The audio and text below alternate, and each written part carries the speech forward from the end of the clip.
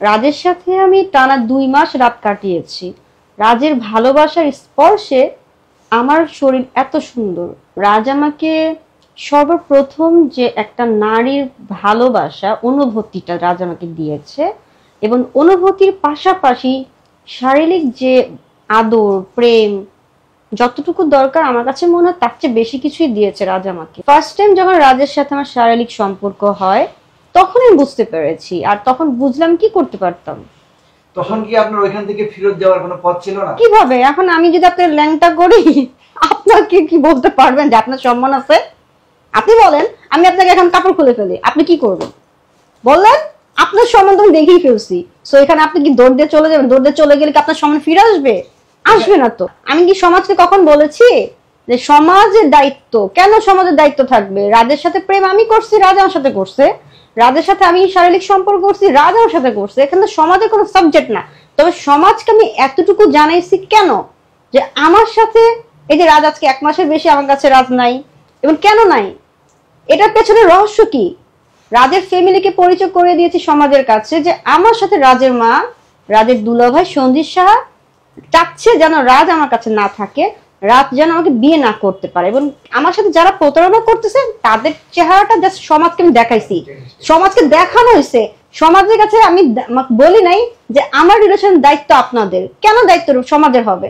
সমাজের কাছে দায়িত্ব না। তবে আমি বলছি সমাজকে জানানো দরকার ছিল যে আমার সাথে যারা প্রতারণা করছে তাদের চেহারাটা একটু দেখে রাখেন, যে কোন ফ্যামিলির, কোন আমার রাজ কোন ফ্যামিলির সন্তান, যে এমন একটা মানে ফ্যামিলির সন্তান যে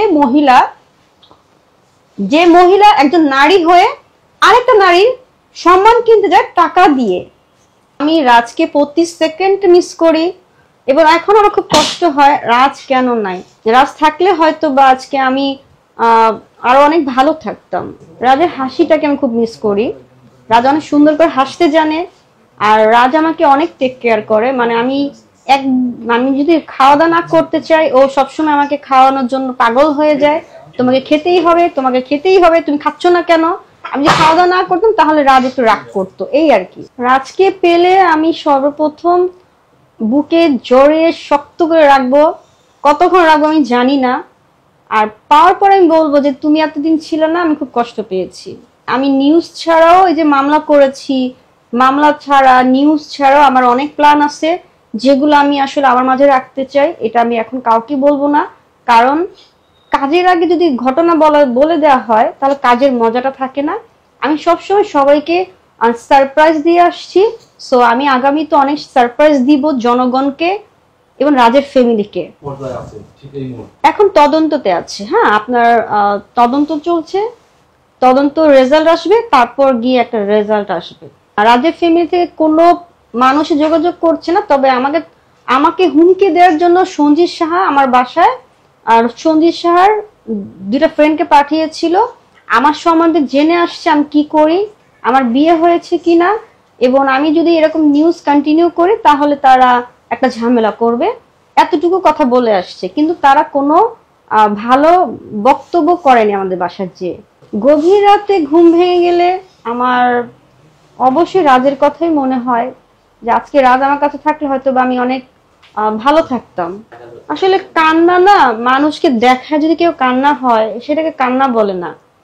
মেকআপের পেছনেও যে আমি বলেছিলাম যে মেকআপের পেছনেও অনেক হিস্টোরি আছে আমার, যে আমি এখন তো বাসায় থাকি না, আমি রাস্তায় থাকি না, আমি কারো বাসায় থাকি। পাবলিক কিন্তু এটা জানেন আমি কোথায় থাকি, আমি কিভাবে আছি, আমি কি একবেলা ভাত খাওয়ার মতো সামর্থ্য আমার আছে কি না। আমি ক্যামেরার সামনে যখন আসি অবশ্যই মেকআপ করে আসি, কিন্তু মেকআপের পেছনেও একটা নারীর অনেক গল্প থাকে, অনেক কিছু থাকে যা জনগণ কিন্তু বুঝতে চায় না। জনগণ যা দেখে তাই বলে। তবে আমি বলবো রাজকে আমি যদি ভালোই না বাসতাম তাহলে আমি আমার সম্মানকে নিয়ে কখনই পাবলিকের কাছে প্রচার করতাম না। রাজকে ভালোবাসি বলেই যে আমি আমার অধিকারটা পেতে চাই, যে রাজ যেন ফিরে আসে, রাজের মা যেন আমাকে অ্যাকসেপ্ট করে নেয়। রাজ ফিরে আসুক বা না আসুক, রাজকে আমি ফিরে আনাবো বা আমি রাজের কাছে যাব। আমার শারীরিক অবস্থা ভালো, কিন্তু আমি মানসিকভাবে অনেক অসুস্থ হয়ে গেছি, এতটা টেনশন করছি। আপনারা আমার ফেস দেখলে হয়তো একটু বুঝতে পারছেন আমি গত নিউজগুলোতে আমার ফেস কেমন ছিল, এই নিউজগুলোতে আমার ফেস কেমন। আমার টানা জ্বর যাচ্ছে, প্রচুর জ্বর, মানে টেনশন, আমার জ্বর চলে আসছে। এবং আমি 3-4 দিন নিউজ করি নাই। আমার সাংবাদিক ভাইয়ারও বলছিলাম নিউজ কেন করছি না, কারণ আমি আসলে মানসিকভাবে অসুস্থ।